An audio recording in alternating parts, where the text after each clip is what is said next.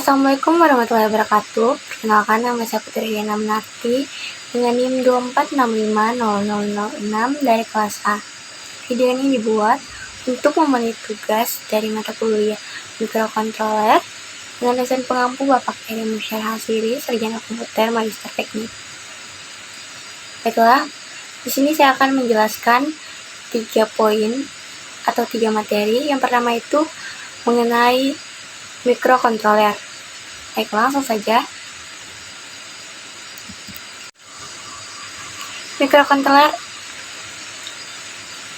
Mikrokontroler adalah sebuah sistem komputer kecil yang dikemas dalam satu chip atau IC.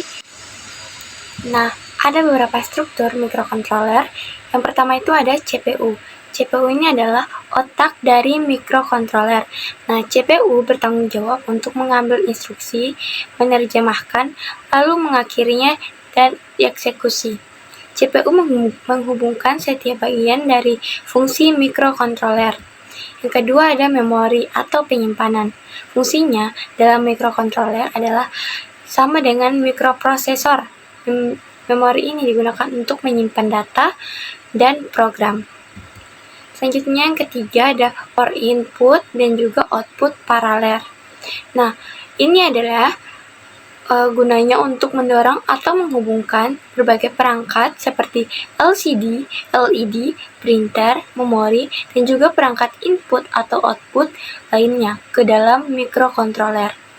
Yang keempat ada port serial atau serial port. Nah, bagian ini dia merupakan antarmuka serial mikrokontroler dan periferal lain seperti port paralel. Yang kelima ada pengatur waktu dan penghitung atau time dan counter. Nah, time dan counter adalah salah satu fungsi yang sangat berguna dari mikrokontroler. Nah, time dan counter ini memungkinkan memiliki lebih dari satu waktu dan juga counter.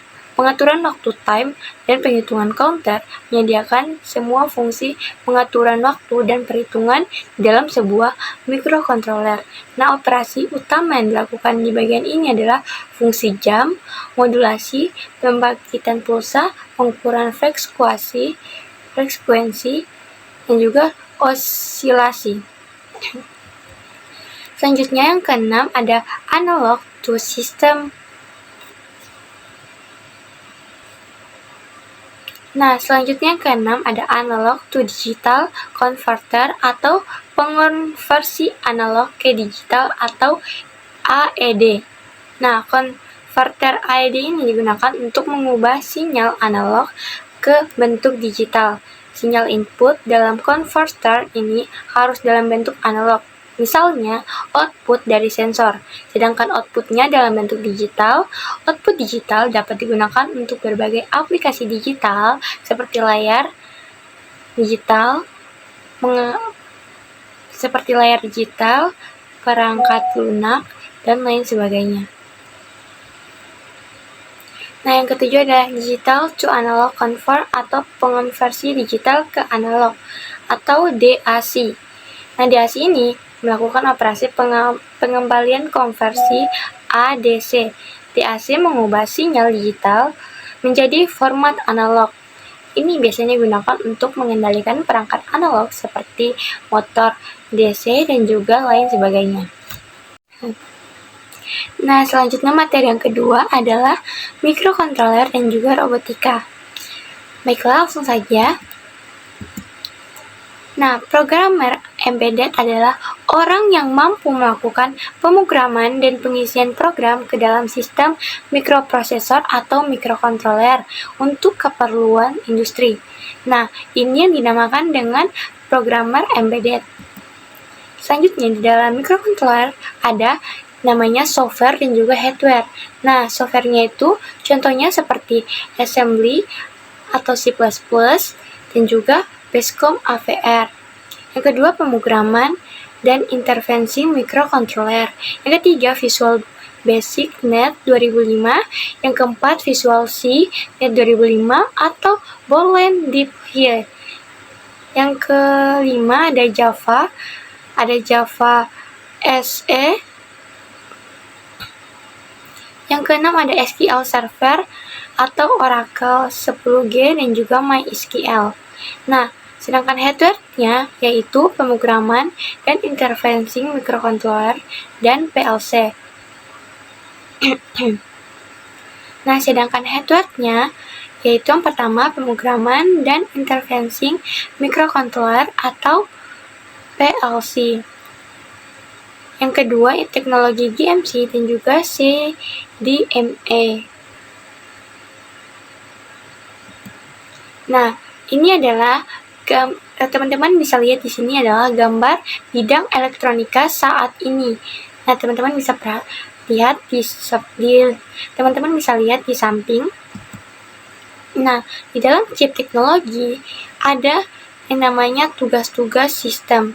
Karena di dalamnya umumnya sudah mencakup CPU, RAM, ROM, EEPROM, I/O, dan juga timer. Nah, selanjutnya ini adalah gambar microcontroller pada umumnya. Ini adalah microcontroller pada umumnya. Nah, ada beberapa microcontroller. Yang pertama itu microcontroller Atmel. Yang kedua, microcontroller PEC. Ketiga, Basic Stem. Yang keempat, Maxim. Yang kelima, Motorola. Robotika, Home Remote System, Industry Control, kontrol alat over SMS, aplikasi hiburan seperti games, dan DVD player. Yang terakhir ada antarmuka PC. Nah, selanjutnya pertimbangan memilih microcontroller. Dan jadi ketika kita memilih microcontroller itu tidak sembarang memilih sebuah microcontroller. Ada beberapa syaratnya. Yang pertama, ketersediaan IC dan programmer. Yang kedua, harganya yang affordable. Yang kedua, nah selanjutnya pertimbangan memilih microcontroller.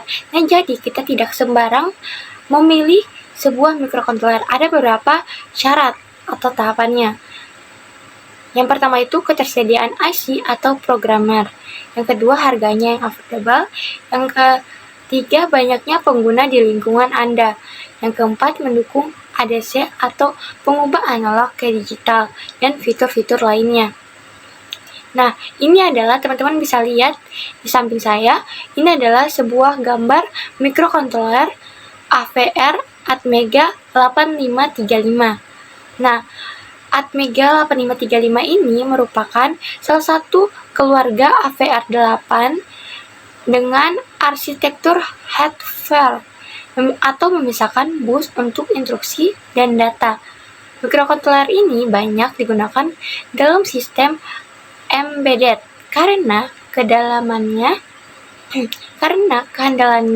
dan kemampuan untuk diintegrasikan.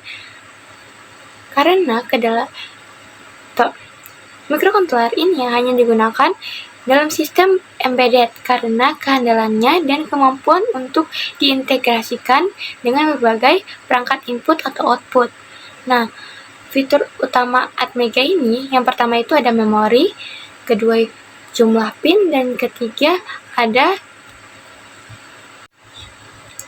Nah, selanjutnya materi yang ketiga, Min SYS microcontroller.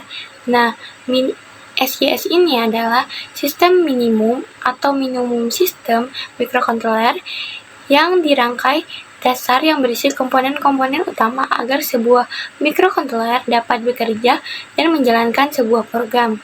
Nah, fungsi Min SYS ini adalah yang pertama, menjadikan rangkaian inti dalam pengembangan proyek microcontroller.